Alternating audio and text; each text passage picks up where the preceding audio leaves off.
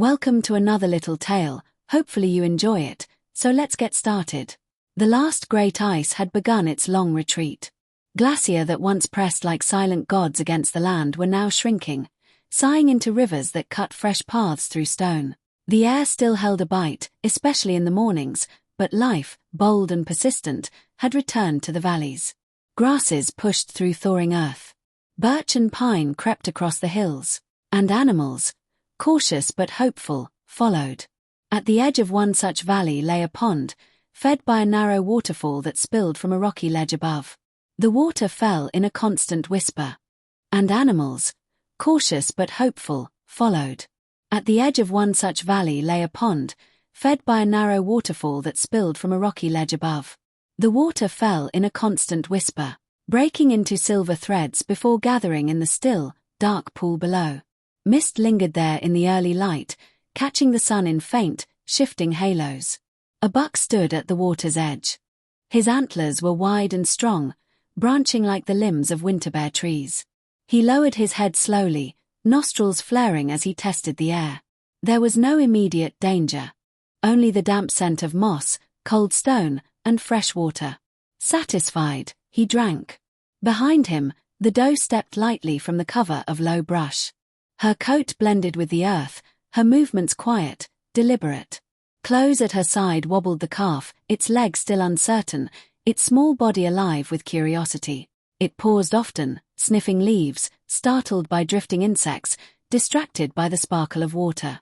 The doe nudged it gently forward. The calf approached the pond, ears flicking at the steady murmur of the waterfall. It hesitated at the edge, staring at its reflection, wide eyes, trembling nose, before dipping its mouth to drink. The cold startled it, and it jerked back, then tried again, more carefully. For a while, the three stood together in peace. The buck lifted his head and watched the valley. The doe drank in slow, measured sips. The calf splashed a little, then froze at its own noise, then splashed again with growing boldness. Birds called from the trees. Somewhere in the distance, stones shifted as meltwater carved its endless path downhill. The world, though still raw from ice, felt alive. But not all who moved through it came in peace. High above the pond, partially hidden among rocks and scrub, a man crouched. His body was lean, shaped by hunger, endurance, and long travel. His skin bore the marks of wind and cold. In his hand, he held a spear tipped with carefully chipped stone, its edge sharp enough to pierce hide and bone. He had seen the deer from afar. The glint of movement, the promise of meat. He had followed silently, step by careful step, down toward the pond. Now he watched them. The buck.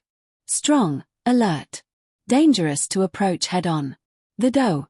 Leaner, but quick. The calf. The man's gaze lingered there. An easier target. Less meat, but less risk. And hunger did not often allow for pride. He shifted his weight slowly, inching forward for a better angle. Pebbles pressed into his palm as he steadied himself. The wind brushed past his face, carrying his scent away from the pond. Good. The animals had not noticed him.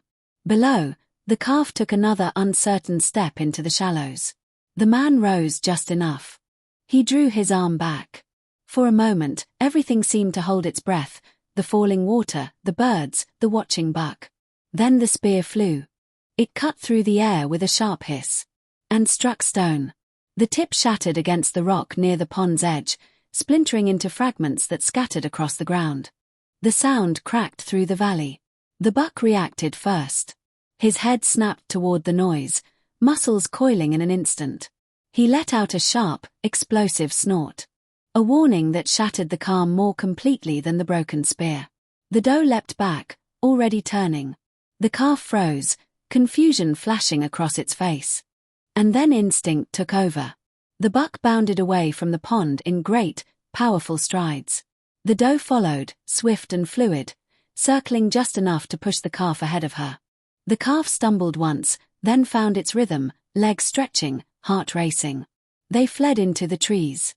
Behind them, the man cursed under his breath and scrambled down from his perch. He snatched up what remained of his spear, but it was useless now, its point broken, its balance ruined. Still, he ran. He crashed through brush and over uneven ground, following the path the deer had taken. Branches whipped against his arms. Loose stones shifted underfoot. He caught glimpses of movement ahead. A flash of brown, the flick of a tail, but they were already pulling away. The buck led them through a narrow passage between rocks, then veered sharply into denser forest. The doe stayed close behind, never letting the calf drift too far. The calf's lungs burned, its legs trembling with effort, but fear drove it forward. The forest thickened. Fallen logs, tangled roots, and low branches turned the ground into a maze. The deer moved through it with practiced ease, weaving between obstacles, leaping what could not be avoided. The man followed as best he could, but he was slower now. He stumbled over a root and nearly fell. He regained his footing, breath coming hard, and pushed on, but the sounds ahead were fading.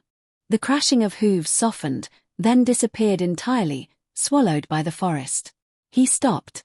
Silence settled around him, broken only by his breathing and the distant murmur of the waterfall. He listened. Nothing. The deer were gone. He stood there for a long moment, chest rising and falling, frustration tightening his jaw. Hunger gnawed at him, sharper now with the loss so fresh. He glanced at the broken spear in his hand, then tossed it aside. The land offered no comfort for failure. After a time, he turned back toward the pond. Elsewhere, deeper in the forest, the deer slowed. The buck came to a stop first, turning to face the direction they had come. His sides heaved, but his eyes were steady, alert. The doe joined him, pressing close to the calf, which trembled but stood. They listened. Only the wind moved through the trees. No pursuit. Gradually, the tension eased. The calf took a hesitant step, then another, nudging against its mother. The doe lowered her head briefly, touching it with her nose. The buck remained watchful, but the sharp edge of alarm began to fade. They had escaped. For now. The world was still young in its thaw, still uncertain, still filled with both danger and wonder. The valley, the pond, the waterfall. All remained behind them, unchanged by the brief violence that had broken the morning's peace. Life went on. The deer turned as one and moved deeper into the forest, their forms slipping quietly between the trees, leaving no trace but the memory of motion and the faint echo of hooves on thawing earth. Thank you for listening to our little tale. Hopefully you enjoyed it. Until next time, as always, be well.